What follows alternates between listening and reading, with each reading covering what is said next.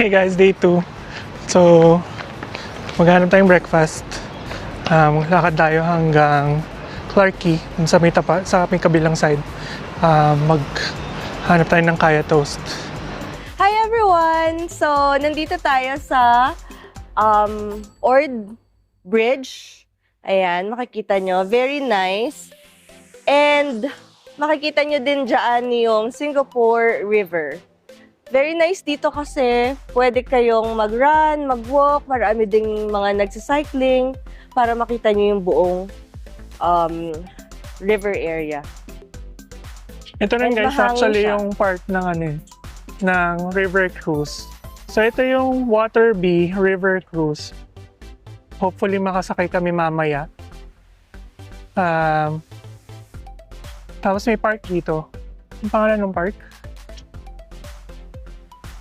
Alexandra Park Connector yung papunta dun sa right. Esplanade Park yung nasa left. So, ang daming parks. Actually, ang maganda sa sa Singapore, mapapansin mo, kahit napakaraming building, ang dami din nilang park, mga halaman, puno, everywhere. Kaya ang dami ring mga mahangin na area. Actually, malamig siya, no? Kahit tirik yung araw. Well-maintained. And Yung hopefully, kanilang park. tuloy-tuloy itong init ng araw natin para makapunta tayo dun sa Sky Lodge. Uunahin na natin yun for today para bukas masulit natin si Universal Studios Singapore. Hanap muna tayong food. Tum na kami. Siyempre bago kumain, kailangan nakaano tayo. Kapag-video tayo. Again, Picture. yung iba night sauce na inaano. I-short mo siya kung paano mo ginagawa. Sinalagyan natin to ng lights. Soy sauce. Tapos may white pepper. Yung isa naman nilagyan namin ng dark soy sauce. Mix lang to. So, yung in-order namin is butter, Butter, toast. sugar, tsaka kaya butter. Umabot kami ng $12.60. So, magkano each? 6.3. 6.3. 6.30 each.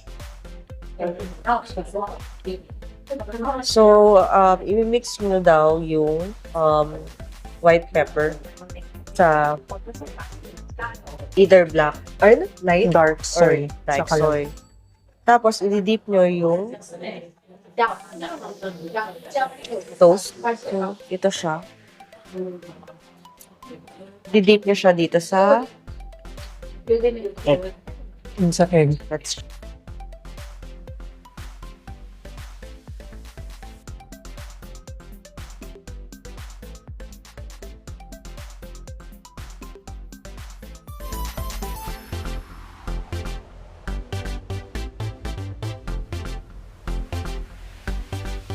In general, masarap siya. Matamis lang. Sarado yung mall. Pero bukas yung Yakon Kaya Toast. Lahat actually ng mga may breakfast. Itong toast box sa gilid. Bukas din. May bus stop siya dito. Ayan, sa labas. So may pila ng mga bus. And then yung sa MRT, nandito rin siya sa gilid. Labas lang kami. Tapos, andyan na yung MRT papuntang Vivo City. So, pwede na tayong pumunta doon. Tapos, saka tayong Skyline Lodge. Kamusta ang experience mo? masarap siya. Kakaibang experience na na yung sa egg na soft boiled siya. Pero overall, masarap naman siya. Yun. Yun lang for now. Punta tayo ng MRT. Tapos, punta tayong Vivo City. Dito na kami guys sa Vivo City Mall. Punta tayo sa Sentosa. So, meron tatlong ways para makapunta dun sa Sentosa. Yun kung nagtitipid kayo talaga, yung Sentosa Boardwalk, pwedeng lakarin. Pero syempre kung ayaw nyo mainitan at sayang ang pagod, susunod na pinakamura yung bus. So, hanapin natin yung bus. 2 beses naman tayo pupunta dito. Bukas tayo mag-USS. Ngayon mag-Sky Lodge lang tayo. Let's look for our transportation. So, dito na kami guys sa labas. Ito yung Vivo City. And then, lumabas lang kami. Dito kami sa may highway. Dito yung yung bus stop sa likod. And then we have our RWS 8. Ito. Itong side na to. So, it's $1 per person. Buti may bariya kami. Para at least hindi na kami gagamit ng card for this trip. So, let's wait for the bus. Cashless daw yung bus. So, hindi kami pwedeng gumamit ng bariya. Dami pa rin tao sumasakay. Siguro dahil mas mura to kaysa din sa Sentosa Express. So, given $1 lang siya, 45 pesos more or less dun sa pagtawid natin. Hindi natin kung gano'n tagal yung biyahe. Nagpupuno pa kasi. Ito na guys, nahanap na namin. After about 10 minutes na walk. Yeah. Ayun ang Skyline Lodge. Ito guys, yung cable car galing ng Mount Faber. Dumadaan sila dito. Ayun dito yung Skyline Lodge. Puntahan na natin. Yan, tingin tayo ng prices. 4 rides, 3 rides, 2 rides. Sagalin natin, 4 rides.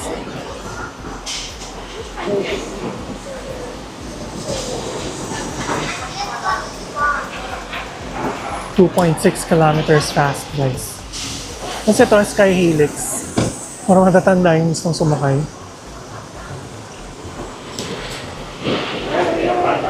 Yung 4 rides na yan, included na ba dyan one?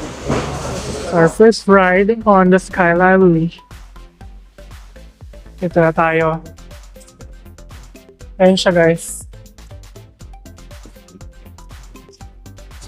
I like you just fly. So, magpa-first try na kami, guys. Kapila kami doon sa lahat ng tao. Ang daming bata, so feeling naman namin safe. Kailangan daw yung helmet para makita niyo mga pictures. Kasi parang may code sa talog ng helmet. Tapos dun sa taas, kaya kikita niyo kung may computer sila doon. Excited na kami. 4 na times naman tayo sa $36. So, let's go! Okay. Tapos na kami ng first. Yung sakay na kami itong Skyride. Ayan. Gusto naman ang yung experience? Okay siya, pwede siyang pang matanda, pwede pang bata. Hindi siya mabilis na mabilis, yun, no? Oo. Nakakontrol mo naman siya. Tsaka ano siya, kids friendly talaga siya. Sakay tayo sa nakakatakot na part. Ikaw, meron tayong fear of heights. Ang mga mabilis lang naman to. Wow.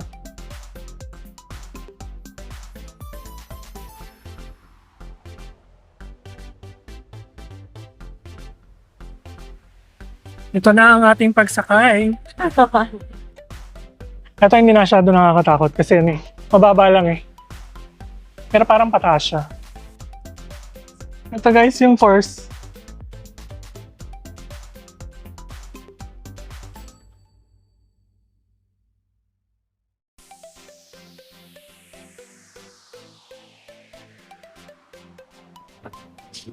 Ito siya guys. Hindi ako kinakabahan na yung Helix. Kaya puro matanda ang nakasakay doon. Actually, masaya siya guys. Huwag niyo lang akong gagalawin. Dito lang ako sa pagkakaupo kong to. Masaya na ako. Yan, pababa na siya. Tapos, makikita mo yung ano. yung Okay. yung Siloso Beach. Ayan, yung Siloso Beach. Siloso, Palawan yata yung isang beach. Basta yung 4 na beach nila. Part from the shop. May view. Sites. Yes. Very ano lang. Sulit. Actually, okay. Very, very sulit siya. For the price. Kaya napababa na tayo.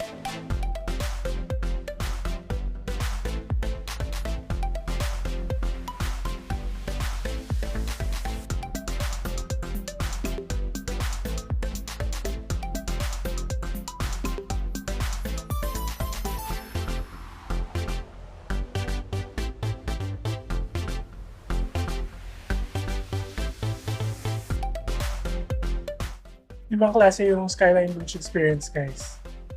It's a must-try. Inisip lang namin dito, 2 is not enough, 3 is okay, 4 is too much.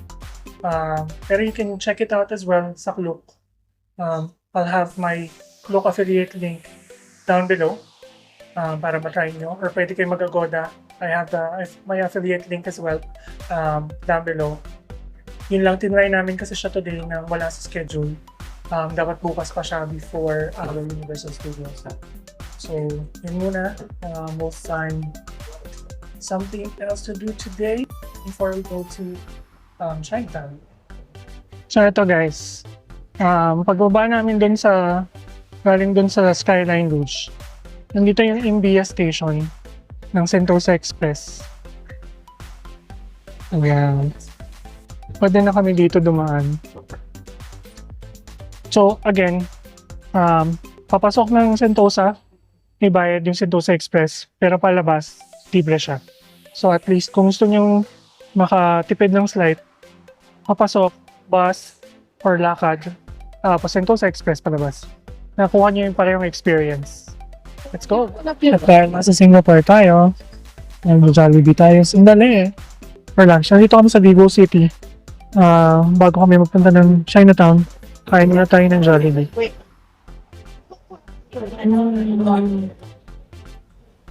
Sinanap talaga namin yung Jollibee dito. Kaya dito kami kakain. Kain tayo guys. Ito na ang ating Chinatown experience.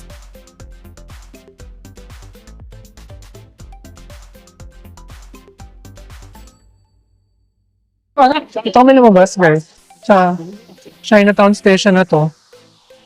Tapos sa exit A kami lumabas. Direction siya dito sa Smith Street nga ba to? I'm not mistaken. So, gala na tayo dito. Punta tayo dun sa mga temple din. Babalik tayo dito.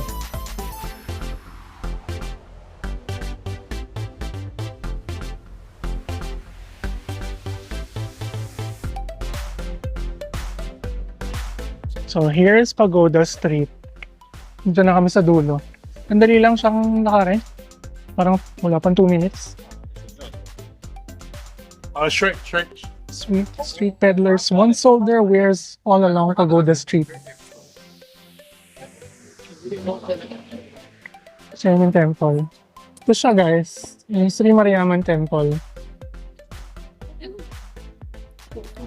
Pwede pa rin daw pumasok, kaya lang syempre magtatanggal ka pa ng tsinelas or sapatos para lang sa ganito.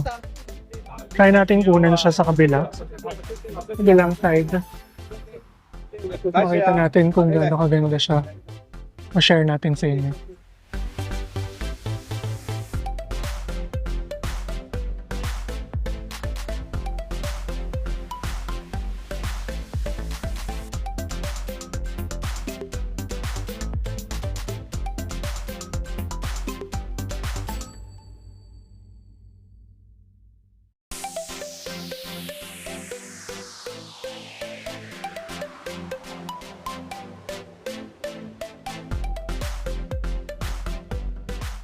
So ito guys, konting lakad mula dun sa Sri Mariamman Temple.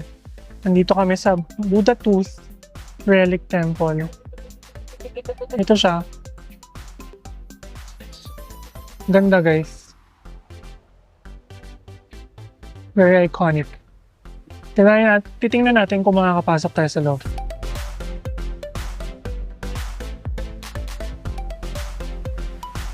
So, ito na yung mga Chinese temple naman. Kanina Hindu temple tayo.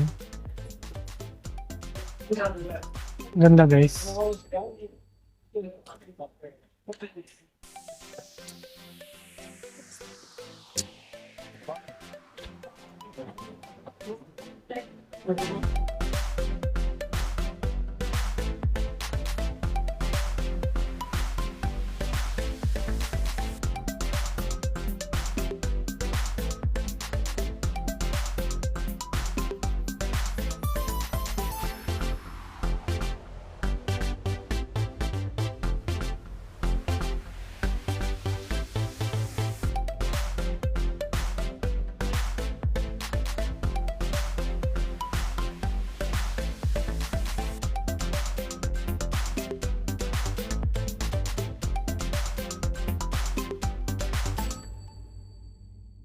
Okay guys, so ito nga yung Buddha Tooth Relic Temple. This is a Buddhist temple na pinagawa nila. Ang ganda sa loob, hindi lang kami pwedeng mag-shoot. So, makit kami sa 3rd floor, andun yung mga relics nila. Sa 4th floor as well, makikita niyo yung mga kung paano sila mag-meditate and all that, pero bawal mag-photo o video. So, ito lang muna tayo sa labas. And then we'll go around Chinatown, mamimili na tayo ng pasalubong. Tara!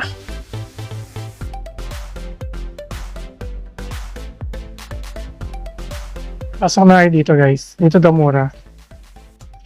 It's $1 and more. Tingnan natin kung gaano kamura ng mga bagay-bagay. Bags, chocolates. Anak ko pa sabi niya.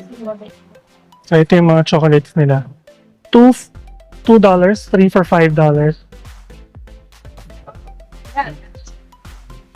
Ano ko meron mo ano?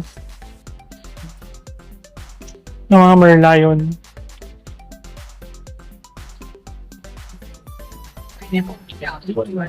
Ang daming pwedeng bilhin dito guys. Ang dami ng Pinoy. Nakakatuwa. $5.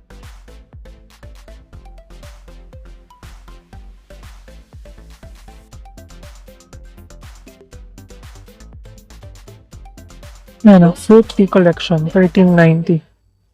Ano na to mas ano? $13.90. Ikaw yun, mahal na. Nasa So, 600. bibigyan ka mga boss.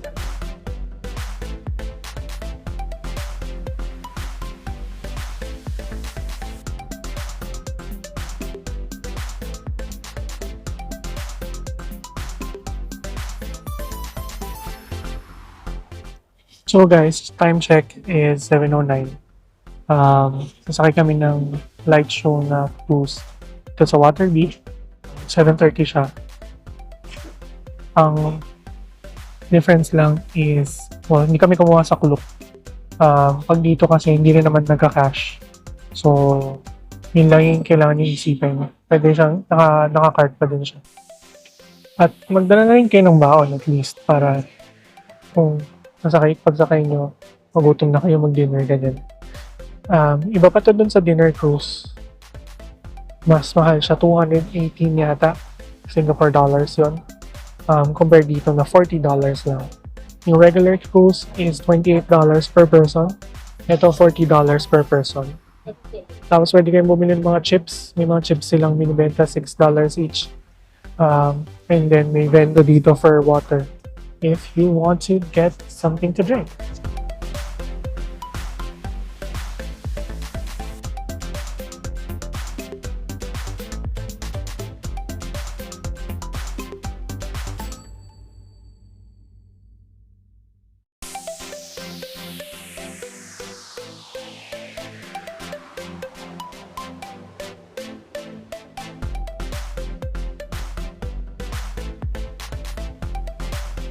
Gabi na ulit guys! Another great end to another great day here in Singapore.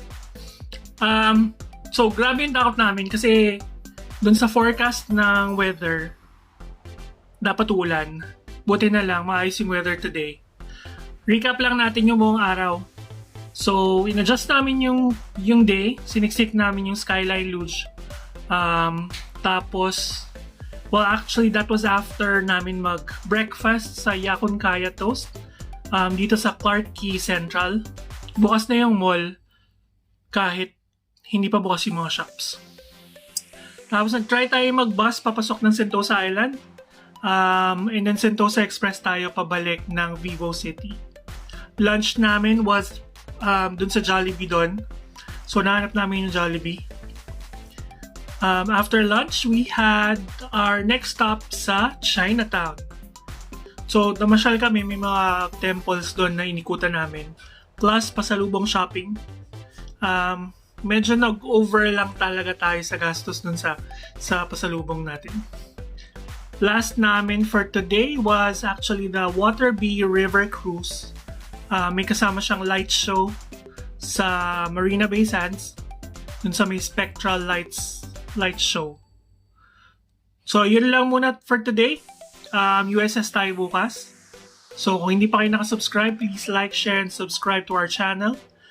Click the notification bell para makita nyo kung may new uploads tayo.